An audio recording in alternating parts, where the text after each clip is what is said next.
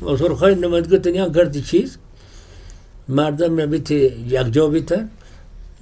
بالا دیوال پیوال دیتن شونگ جام کرد یک شونگ کرد تقسیم استاد با ای کشلوک خالق با یه بیشتر تبدم نقش نگار یا یک جا هم وزدن یک جا می بجیته سالی 1995 مت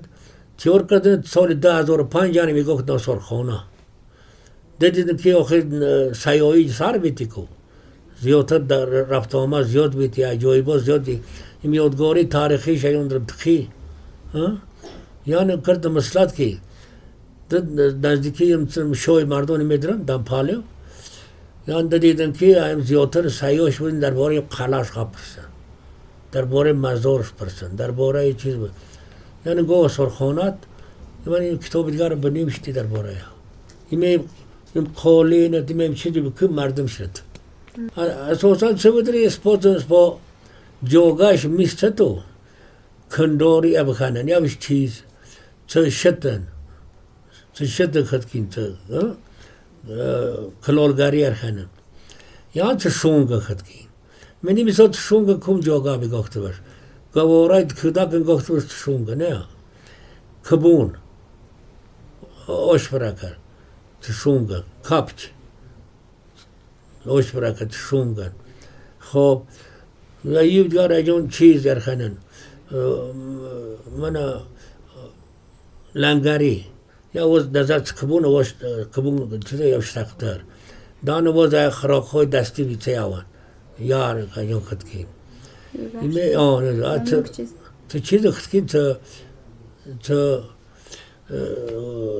شونگنه چه شتن زیادتر سپوی جوگاش تو کداک رگاشتک نمونگ چیز آیا که کداک حصت دن سر قشوق ارخانه دسپوی ارخانه قشوق جارجی کارت نراد یا کداک دن صدق سره سم نگوزه کار نراغاش سو مایدا کداک کبه اوه می چراغن سوینده یا می دار استین دار خون دار استین تا اجون چیز مادم استین وی بزاویز ترخانه حدت بزاویز دینن آیا چراغ دون چراغ چوبی یا شونگی یا سر یا وقت که چراغ وسک شونگ درده یعنی اجون چیزی زاست سرن گارم سرن یه بوشن یا رنگ بای یا بیون ده بلبلو که دیخن یا وسک خمیره یا در شونگ یا ندب سبن در شونگ یا ندب سبن یا وسک سرن یا زمستون می ادرا یا دیننت پیچ من دین یا ادرا دایم خونی کلی جای بوی نرند یا مانی وینن خراق جای وینن خپیر کتاک جای وینن سپومیسن چراغ آیا تو یعنی شخص تا چراغ روغنی کات نر چیزت اری جوگات پیلتا کو کنن دانه بیت چراغ پیلتا چراغ خانه یعنی شخص ساکو یعنی شخص تر کراسی وزدی کراسین که وزدی ار جومک یعنی کرد لامپا وزدی شیشایی لامپا وزدی